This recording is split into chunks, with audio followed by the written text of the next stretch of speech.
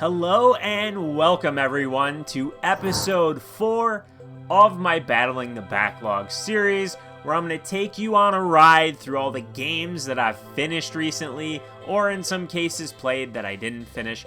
Think of it as my take on games I've played recently, or games I've beaten recently, whatever you want to call it. But before we get into the games that I covered this time around, which, spoiler alert, I loved like each and every one of them, I want to ask all of you, what have you been playing recently? Has there been anything that you played that you absolutely loved? I know there's a lot of great games that recently came out, so let me know down in the comments below. I love reading and responding to all of your comments on all of my videos, and as always, I appreciate you watching, and I hope you enjoy. Soon, the humans will summon him.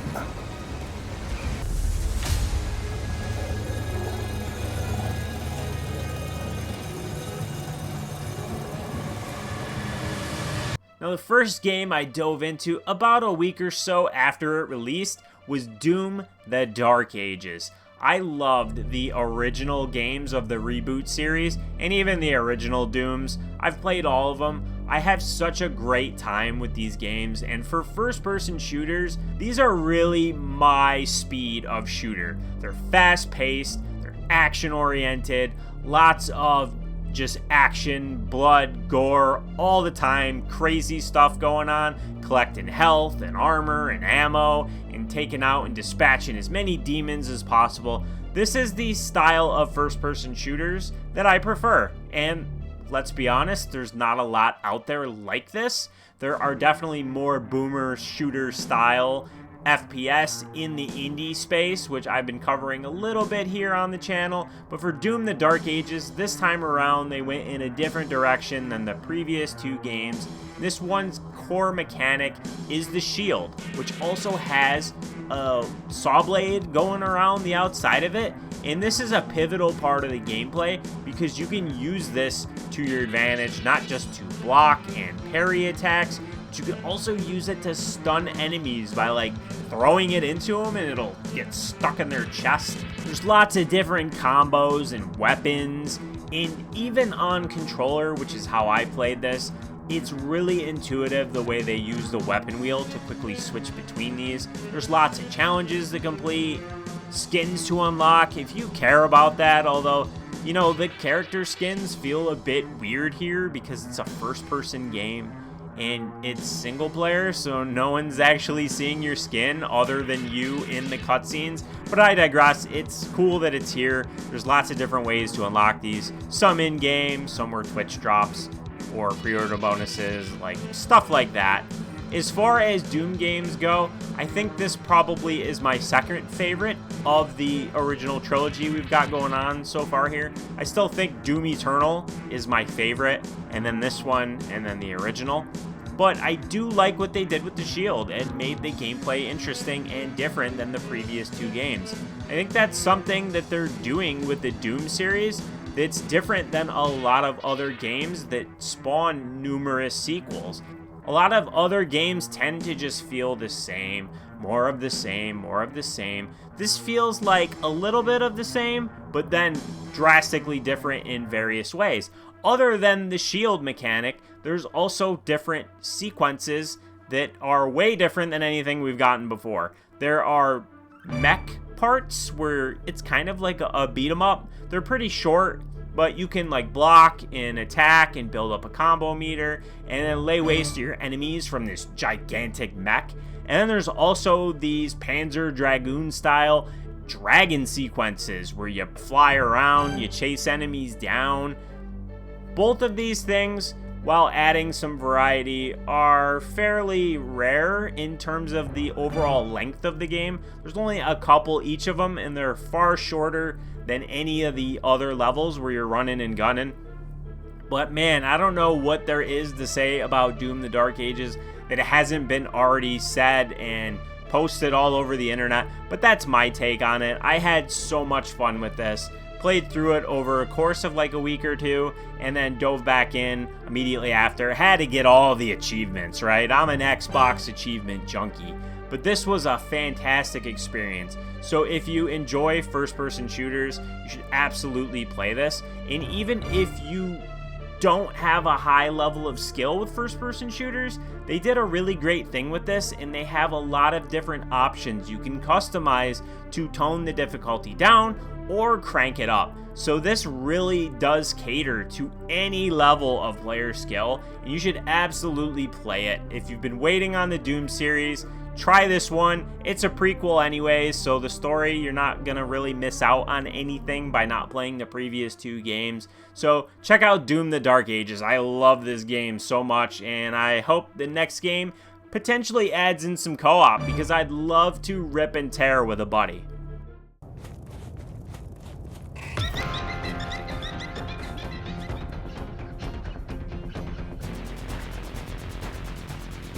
After finishing up Doom, I called on my buddy Scott to play through our obligatory co-op Game Pass game. I have one of these in like every episode so far that I've done, so I don't plan on stopping now. But we played through Revenge of the Savage Planet, which is the sequel to 2020's Journey to the Savage Planet, which came at a really great time because that was during COVID, and I also played that with Scott. So we were really excited to dive into this one, and I had a lot of fun with it.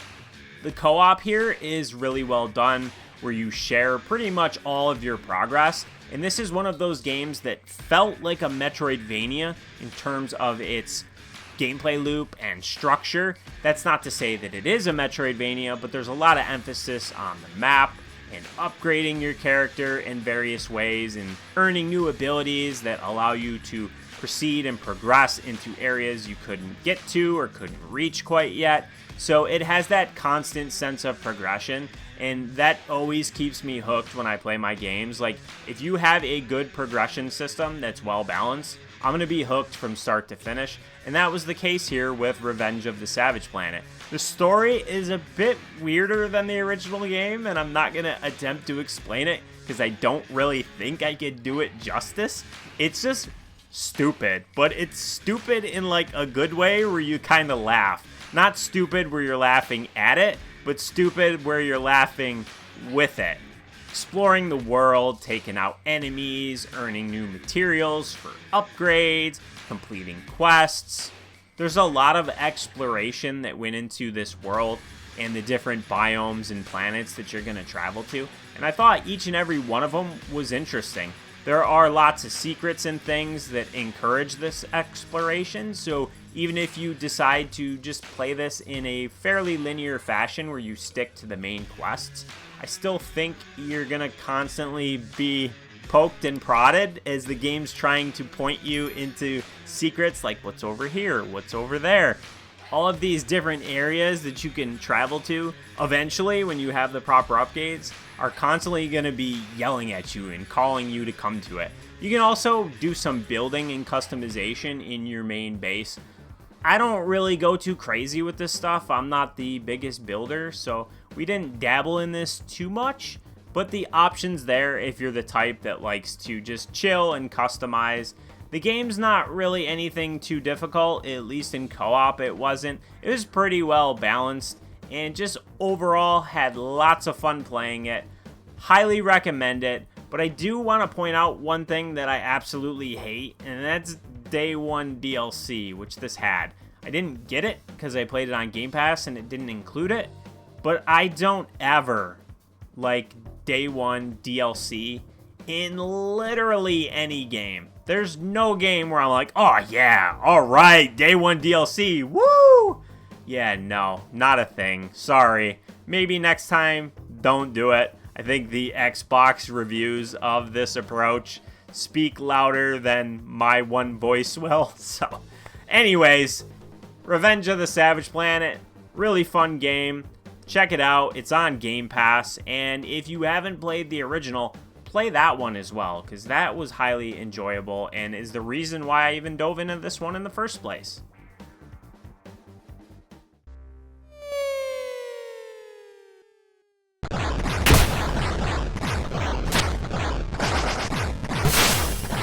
Next up was a game that I dabbled in a little bit when it released all the way back in September of 2022, and that's Shovel Knight Dig. They released it on Xbox, so thank you Celia from Yacht Club Games. She sent me over a code to cover it, which I did stream some of the game, and then I just got hooked on this all over again. They did lots of updates, new content, and all of that was free since I played it a few years ago. But this is my boy Shovel Knight, which, as you can see from my avatar or profile picture on my YouTube channel, that's me from the original Shovel Knight games. So I'm a huge fan of Shovel Knight. It'll come as no surprise that I got addicted to and absolutely love this game, but it's a bit different than that game was. It's an action roguelike where you're pretty much constantly traveling down. There is a hub area with different quests and some secrets hidden there, different upgrades with armors and things like that. Lots of different relics to unlock, gems to collect, failed runs to achieve, and then you'll eventually make some progress and constantly make a little bit more at a time as you upgrade the different parts of your character, understand how to dispatch enemies and bosses. It has lots of different types of random layouts, but even though the biomes are fairly consistent in terms of the enemies and stuff you're going to encounter and the types of hazards, it did always feel pretty different with each and every run, and I played the crap out of this. Again, this is another one on Xbox, had to complete it, and it was really difficult. There's a very cryptic best ending that I won't go into because it would take like probably a 15-minute guide video just to explain how to even achieve this. But there's a lot of variables that go into that can be pretty frustrating. It took me a few tries to eventually get that best ending, but this is one of those games that's so much fun. And it might not look like much. Oh, what's the big deal? You're constantly going down and you're digging dirt and pogoing off enemies and all that sort of stuff. But once you get your hands on the different relics and get a handle on how to dispatch the bosses and make some progress, uncover secrets, complete quests, and engage in the different mini games, you'll really get to see for yourself what's so fun about this game. This is one of those games that is definitely more fun than it looks, but it is challenging. So for those of you that can't handle a challenge, this one might be too difficult, and it absolutely does not have any level of like difficulty settings or variables you can adjust, because if you do, it's going to disable your achievements. So I guess if you just care to play the game, you can turn it down a little. But yeah, so Shovel Knight Dig, this is a good one. And of the Shovel Knight spin-offs, the other one being the puzzle game, I think this might be my favorite. But I do also have to get back to the puzzle game, so maybe in the future we'll cover that in a Battling the Backlog episode.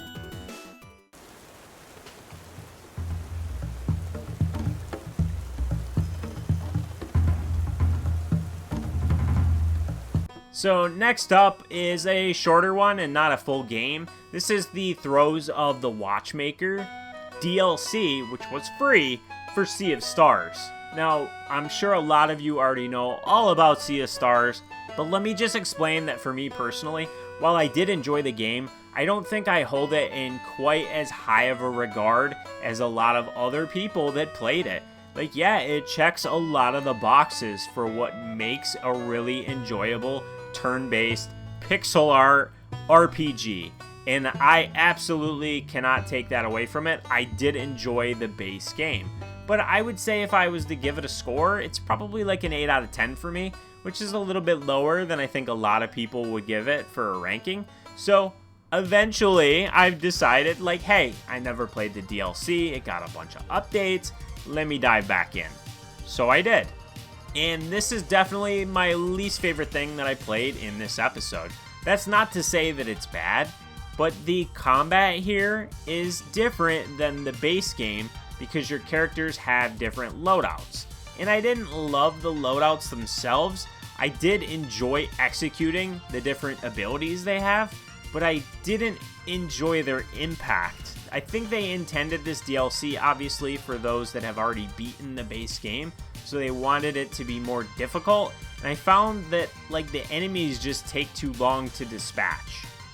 And I didn't love that, and I just got tired of the combat and having these really long battles. Then additionally, the puzzles here, some are pretty good and I enjoyed, but then there's some that I hated. Like, I'm not a big fan of slide puzzles or repetitious puzzles where if you make a mistake, you have to essentially do everything over. And it has both of those things. But the positives are that the visuals are stellar, just like the base game. The music's really good, and the story told here is absolutely superb. The story alone is the reason to play this DLC, which will take probably 8 to 10 hours. So they did a good job with the story and making this interesting. I just don't think the gameplay is as interesting as the story is, and that's unfortunate because I'm more of a gameplay guy than a story guy, but at least they gave me something that made this worth my time. So playing through this was a great way to dip my toes back into Sea of Stars. I don't know if they plan on doing more DLC. I like how they did this one where it felt like a, side story to the base game where, yeah, it ties in a little bit, but if you don't really remember and you're diving back into the game after a long period of time, you could still get into it, enjoy it on its own, and then move on. And so that's exactly what I did. And so, yeah, if you have Sea of Stars, this is free DLC, so it'll cost you absolutely nothing. Just make sure you download it. That's it. Then last, but certainly not least, is Cat Quest 3. What a stark contrast this is to Doom, right? I opened this with Doom, which is ripping and tearing, enemies to shreds, blood everywhere, and then now we're finishing it up with Cat Quest 3, which is a wholesome game where you play as a cat pirate, and you're gonna sail this Caribbean, and it's filled with cat puns and humorous moments and a lot of charm. But I gotta be honest, this is my first Cat Quest game. I do own the original, but I have not played it yet. It's just kind of rotting in my backlog. Playing this third entry has definitely incentivized me to go back and play the first two entries, because oh my god, did I love this game so much. I played it over the course of like 3 days because I simply couldn't put it down. It's basically an overhead perspective with some hack and slash combat. Your little cat here can be kitted out with different types of gear. You have a melee and a ranged weapon. You can level up by earning XP from defeating enemies and completing quests and opening chests, things of that nature. There's different blueprints and gear you're going to equip. The blueprints are essentially to upgrade your boat, and there is some combat. You have some cannons and special abilities, and you can blast away different ships and aquatic enemies or flying enemies or whatever comes your way. There's quite a few boss fights and mini boss fights, and these are really well done. They do a great job of forcing you to kind of use your different spells and your range and your melee weapons as they have different strengths and weaknesses.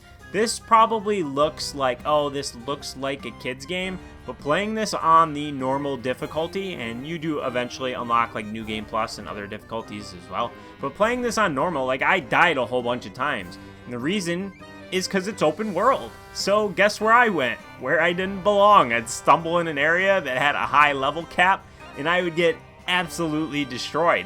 And hey, that's on me, and that's okay. If you think about other great games that are open world, like Zelda, the modern Zelda games, you'll get destroyed if you go where you don't belong. You simply don't have enough defense, attack, and health to survive in those areas. And I loved that this had that. And as someone that has a cat, I really enjoyed all of the cat puns and the story. I'm not quite sure how they tie the story in with the previous two games, so I feel like there were moments that were a little bit over my head, but I want to go back now and play the original, which, like I said, I own on Steam. And then I added the second game to my wish list on Xbox, which is where I'll probably play that one eventually. Cat Quest 3 is one of the best indie games I've played this year, and the reason why I played it now is that they just put out a big update called Tavern Tales, which added some new content. You can also have a pet with you, which assists you in different ways, and you unlock these new pets from doing the new quests that are located in the tavern, and they mostly equate to eliminating harder versions of bosses that you've already fought. But any game that makes significant updates to quality of life or adds new content and it's completely free to the player gets a double thumbs up from me. Like, I think at the end of the year, when it's all said and done, you're gonna see Cat Quest 3 again, because this is one of the most memorable games that I played. It was not an RPG. So now that I can get that out of the way, you should check this out for yourself. Don't let the childish-like visuals deter you. It just looks like a kid's game, but as an adult, I loved it. So, highly recommend you check out Cat Quest. But that's going to bring us to the end of this episode. I appreciate you watching this all the way through to the end. I know I covered a lot of different games here, and you can see that I enjoy lots of different games from many different genres, many different types. Yeah, sure, I love the bloody, mature games, but I also like the cute, kind of kiddie games as well. And I don't even necessarily know that I would call Cat Quest 3 completely kiddie, because I got destroyed a whole bunch of times, right? But you can play it co-op, so if you're older like me and you have kids, perfect game to play local co-op. But anyways, that brings us to the end. Appreciate you watching as always. If you enjoyed the video, make sure to give it a like. Comment below and let me know what you've been playing or what you finished recently. I will definitely make sure to read and respond to any comments on this video. So thank you for watching, thank you for subscribing, and I'll see you next time.